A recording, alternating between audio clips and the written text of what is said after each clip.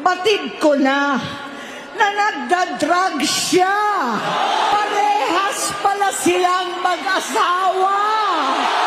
Bata pa lamang kami ni Bongbong. Alam na ng buong pamilya ang problema sa kanya. Noon, dahil may tatay pa kami, hindi ko pa siya responsibilidad. Noong tumatanda, ay mas naging nakakabahala. Batid ko na nagdadrag siya. Minsan, kami ng Presidential Guard at Metro Gompa ang naglilinis tuwing nagpa-party po sila. Kinumbinsi ko pa si Bongbong, pakasalan mo na si Lisa.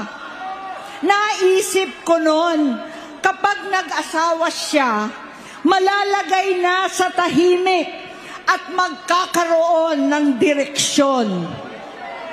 Ang laki ng pagkakamali ko. Mas lumala ang kanyang pagkalulong sa droga. Dahil parehas pala silang mag-asawa.